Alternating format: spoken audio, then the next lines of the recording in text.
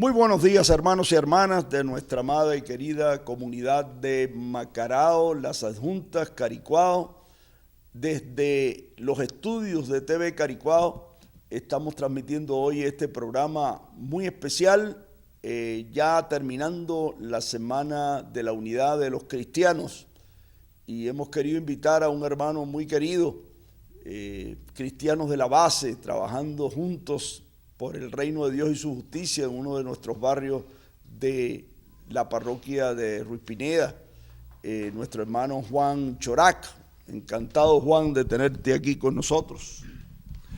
Gracias, Pablo, siempre es un placer y estoy muy contento de estar esta mañana. Gracias. Ok, gracias. Bueno, buenos días para todos. Dios nos regala un hermosísimo día frío, con mucho oxígeno. Hoy tenemos un programa bien interesante. Por cierto, hoy 23 de enero del 2016, un día que muchos celebran y otros, como digamos, otros no lo celebran. Digo, ¿cómo es que se le llama? Lo conmemoran, perfecto. Unos lo celebran y otros lo conmemoran. Bueno, vamos a ver qué sigue pasando en nuestra Venezuela. Desde Caracas, Venezuela, hoy lo dije, 23 de enero del 2016, tenemos un programa bien interesante. Vamos a hablar sobre todo, cómo Dios nos une a todos en el Evangelio. No importa que seas cristiano, no importa del evangélico, no importa que seas católico, no importa que seas musulmán o judío. Nosotros todos somos hijos de Dios. Hoy tenemos un inconveniente, no podemos salir por Radio Macarao. Esto que está viendo en este momento es todo improvisado porque seguimos llevándole el Evangelio a ustedes, sea como sea, Pablo.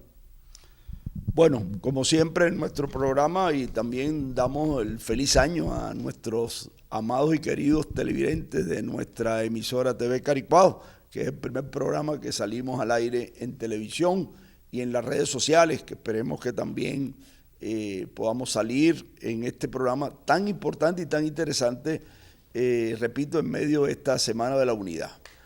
Como siempre, vamos a pedirle a nuestro Padre que derrame su Espíritu Santo sobre nosotros y sobre ustedes para que este programa de hoy sirva de orientación y de guía en nuestra fe cristiana y nos fortalezca en la unión para trabajar por el reino de Dios y su justicia en la tierra, que es lo que nuestro Padre está esperando de nosotros. Oremos. Padre, te damos gracias por esta mañana, por este programa, por esta oportunidad que tú nos das de llevar tu mensaje a tantos hermanos y a tantas hermanas aquí en Caricuao y también al mundo entero a través de las redes sociales.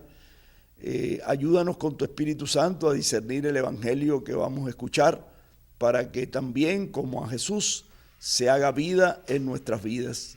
En el nombre de Cristo, Señor. Amén. Lectura del Santo Evangelio según San Lucas. Muchos han tratado de escribir la historia de las cosas que pasaron entre nosotros, tal y como nos lo transmitieron los que la vieron desde el principio y que ayudaron en la predicación. Yo también, ilustre Teófilo. Después de haberme informado minuciosamente de todo desde sus principios, pensé escribírtelo por orden, para que veas la verdad de lo que se ha enseñado. Después de que Jesús fue tentado por el demonio en el desierto, impulsado por el Espíritu, volvió a Galilea, iba enseñando en la sinagoga. Todos lo alababan y su fama se extendió por toda la región. Fue también a Nazaret, donde se había criado. Entró en la sinagoga, como era su costumbre hacerlo los sábados, y se levantó para hacer la lectura. Se le dio el volumen del profeta Isaías. Lo desenrolló y encontró el pasaje en que estaba escrito: El Espíritu del Señor está sobre mí, porque me ha ungido para llevar a los pobres la buena nueva, para anunciar la liberación de los cautivos y la curación de los ciegos, para dar la libertad a los oprimidos y proclamar el año de gracia del Señor. Enrolló el volumen, lo devolvió al encargado y se sentó. Los ojos de todos los asistentes a la sinagoga estaban fijos en él. Entonces comenzó a hablar diciendo: Hoy mismo se ha cumplido este pasaje de la Escritura que acaban de oír. Palabra del Señor. Gloria a ti, Señor Jesús. Bueno, hermanos, el Evangelio de San Lucas nos presenta a Jesús en misión. Y él, después de predicar por toda la zona de Galilea, Lucas nos recuerda esta primera ocasión donde Jesús fue a su pueblo, a donde se había criado, a Nazaret. Y allí, como era costumbre él, cuando llegaba a cualquier pueblo los sábados, iba a la sinagoga y se le presentó el rollo del profeta Isaías. Y Jesucristo aprovechó y buscó el pasaje de la Escritura, el capítulo 61 concretamente de Isaías, para anunciar a aquel pueblo de él, donde se había criado, la misión que el Padre le encargaba. Él tomó este texto del capítulo 61 de Isaías para indicar de que esa profecía que había hecho hace años anteriores, siglos, el profeta precisamente venía a traerla y a cumplirla, a hacerla realidad ante su pueblo. Era como la manera como él se presentaba y le explicaba a la gente: llegó mi hora. La semana pasada precisamente allá en Caná era actuado en su primera señal milagrosa, pero ese era el indicio de que él tenía que empezar a cumplir con una misión. Por eso este pasaje que habla Isaías dice que el Espíritu del Señor está sobre mí porque Él me ha ungido. Como nosotros sabemos y lo celebramos hace 2 semanas en la fiesta del bautismo de Jesús, Jesús cuando fue al Jordán y Juan el Bautista lo bautizó, el Espíritu Santo descendió sobre él y lo ungió para que él pudiera tener la capacidad y el poder de llevar a cabo la misión que el Padre le encomendaba. Entonces, él había sido ungido, pero es muy importante saber para qué fue ungido y en qué significaba esa misión. Y aquí Isaías el Evangelio de San Lucas lo resume en 3 aspectos. Primero, él fue ungido para llevar la buena noticia a los pobres. ¿Qué significa esto? Pobre significa, o pobreza significa carencia.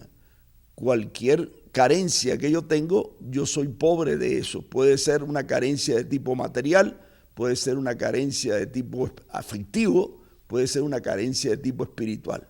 Y Jesucristo venía precisamente a dar la buena noticia a las personas que carecían de eso, para que no carecieran de nada. Muchas veces se piensa que Jesucristo vino a decir a los pobres: no, tú sigues siendo pobre, tienes que seguir ahí pasando hambre y necesidad. Y es todo lo contrario. Y por eso es que aquella persona que carecía de vista, Él le devolvía la vista, que carecía de salud, le devolvía la salud. Es decir, venía a darle la buena noticia de que al fin llegaba el momento en que se iban a ocupar de los más pobres y los más humildes.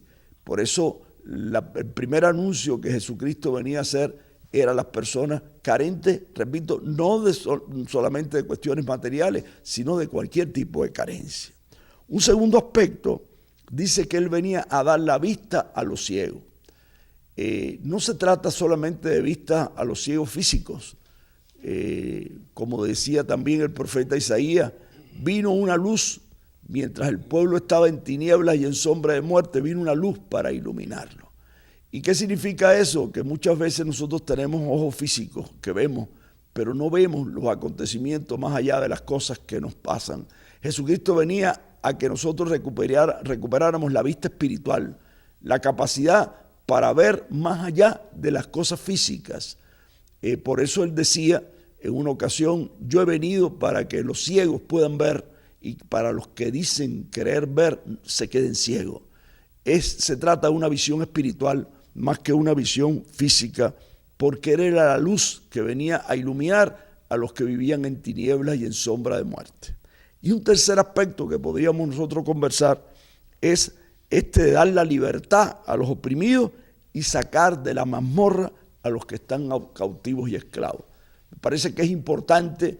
Y por eso yo quería aprovechar esta tercera dimensión de su misión, de que Jesucristo no venía aquí para dejar a los cautivos metidos en una mazmorra. ¿Y qué quiere decir eso? Hay muchas personas que no están en la cárcel, pero tienen la cárcel dentro de sus mentes y de sus corazones. están cautivos de sus vicios, de sus mezquindades, de su egoísmo, de sus miserias, todas aquellas cosas que a mí me impiden tener una vida digna y tener una vida para servir y amar a los demás. Hay muchas personas que andan cautivos, que andan en tinieblas dentro de ellos mismos, y Jesucristo venía precisamente a liberarnos de todas esas cosas que no nos dejan ser plenamente humanos y por ende plenamente cristianos, ser un seguidor de ella. Y liberar a los oprimidos. La teología de la liberación, de la cual nosotros hemos siempre hablado, es una exigencia del cristiano. Una teología que no sea de la liberación de los seres humanos, repito, no solamente a nivel político, a nivel económico, sino también a nivel espiritual, pues no es una teología cristiana. Toda teología cristiana tiene que ser una teología de la liberación para que verdaderamente responda a esta misión de Jesús. Y como Jesús vino a dar la vista a los ciegos, a sacar a los cautivos de sus prisiones y de sus mazmorras y a dar la buena noticia a los pobres, esa es la misión que nosotros como seguidores de Jesús tenemos que cumplir. Por eso es muy importante reflexionar sobre esta misión de Jesús, porque la misión de Jesús es la misión nuestra. Pero a mí me gustaría, sobre todo con Juan, que es nuestro invitado especial, oír también su punto de vista respecto a esta misión, más que una teoría, una práctica. Y también, Johnny, te toca también a ti participar, ¿no? Por supuesto, pero vamos a dar la bienvenida nuevamente a nuestro hermano John Schrack. Él representa a esa iglesia cristiana evangélica aquí en Venezuela, pero habla tú y danos tu punto de vista, por favor. Muy bien, gracias Johnny y Pablo. La parte que a mí me llama la atención esta mañana es ahí donde dice: hoy mismo se ha cumplido en este pasaje de la Escritura. Hoy mismo se ha cumplido este pasaje de la Escritura que acaban de oír. Porque Jesús, como todos sabemos, era judío, del pueblo judío, de la nación de Israel. Y históricamente Israel vivía, ¿no? Bajo el imperio romano y anteriormente bajo otros imperios, otros gobiernos ajenos, y entonces era un pueblo sufrido, afligido, y además, encima de eso, al fondo de eso, ellos eran un pueblo que vivía de las promesas de Dios. Entonces, desde Abraham y los antepasados, muchos habían recibido promesas de llegar a ser una gran nación, de ser bendición para todas las familias de la tierra. Y con esas promesas llegaron señales de la presencia de Dios en medio suyo. Pero en el momento de la llegada de Jesús, esas promesas no estaban cumplidas. Y la gente no solo sufría pobreza, también vergüenza, desgracia, un sentido de que ¿dónde está nuestro Dios? Estamos con esa pena ante las demás naciones, porque el Dios que nos creó, que nos dio la vida, que nos dio este llamado tan especial, parece que nos ha abandonado. Y en esa aflicción, ellos esperaban lo que los profetas habían llamado el día del Señor. Porque el mismo Dios, Jehová, prometía volver a su pueblo. Entonces estaban en esa expectativa, porque sus promesas estaban incumplidas y estaban en esas aflicciones y sufrían pobreza, injusticias por esos gobiernos ajenos y en último lugar del imperio romano. Entonces llega Jesús y cuando Él dice, hoy mismo se ha cumplido este pasaje de la Escritura que acaban de oír, estamos viendo una palabra muy grande, muy fuerte al oído del judío de aquel entonces. ¿Será que este es el día del Señor? ¿El cumplimiento de su promesa? ¿Será que en este día Jehová, nuestro Dios, restaurará la nación? ¿Nos dará la victoria que estamos esperando? Entonces, dentro de toda esa expectativa, vemos el mensaje, ¿no? De libertad a los pobres. Y entonces, claro, para mí es muy llamativo la parte de este pasaje que no está incluido en la lectura de hoy, porque más adelante... Lo quieren matar. Exacto, ¿no? Porque... Entonces, porque dentro del cumplimiento viene también el sufrimiento de Jesús, porque lo rechazaron.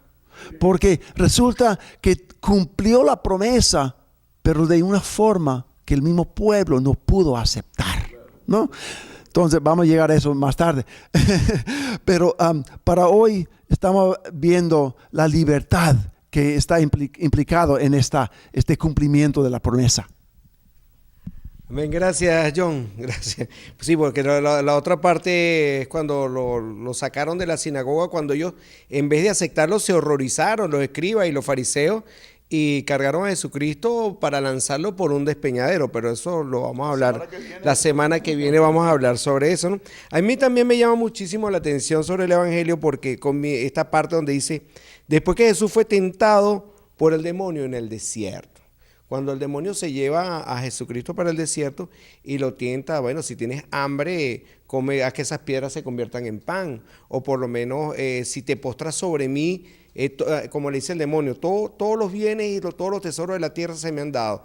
Yo te los daré a ti si te postras ante mí y me adoras. Y Jesús, aparte que fue tentado por el demonio, él logró vencer esa tentación. Eso es muy importante porque muchas veces nosotros estamos trabajando en el camino del Señor y de repente el demonio nos saca del camino del Señor porque nos ofrecen un trabajo ganando muchísimo dinero en otro sitio donde ese dinero nos va a quitar todo el tiempo del mundo y dejamos de hacer el trabajo por el Señor.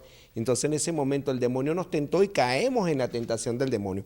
Y la idea es saber discernir cuando el demonio nos está tentando y cuando es Dios que nos está haciendo el llamado, porque eso es bien importante.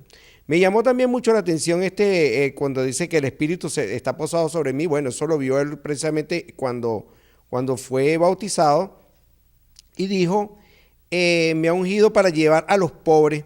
Pero entonces la gente, cuando hablan de pobres, la gente habla de gente que vive en un rancho, que vive en la miseria, que no tiene dinero, que no tiene comida. No, precisamente como lo dijo nuestro hermano Pablo, esos no son los pobres, porque muchas veces hay gente tan pobre, pero tan pobre, que lo único que tiene es dinero y lo único que tiene son bienes materiales.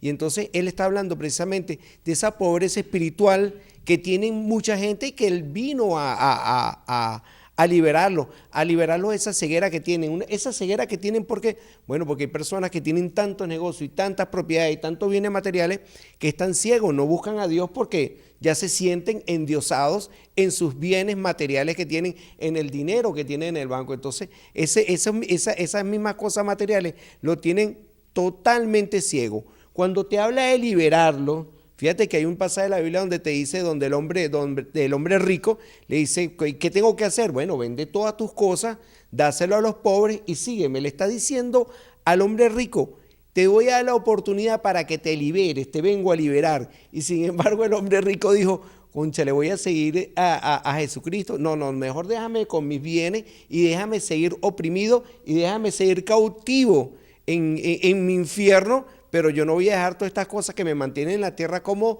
para seguir a Dios. Eso es muy importante. Entonces saber quiénes son los ciegos, quiénes son los pobres, quiénes son los oprimidos y quiénes son los cautivos. Y identificarnos realmente cómo nos sentimos nosotros. Hay algo que mucha gente me critica a mí y hasta a mi familia, que es que yo no soy apegado con las cosas materiales. Nosotros necesitamos un apartamento y yo voy a colocar un ejemplo rápidamente, que mi abuela vivió aquí en Caricuao y se esforzó muchísimo por tener su apartamento y yo también seguí la tradición, pero cuando yo me divorcio, yo le dejo el apartamento a mi familia. Posteriormente tuve otra relación, compramos un apartamento y bueno, dejé también el apartamento, no hay ningún tipo de problema, ya no fueron dos, fueron tres, otro cuento.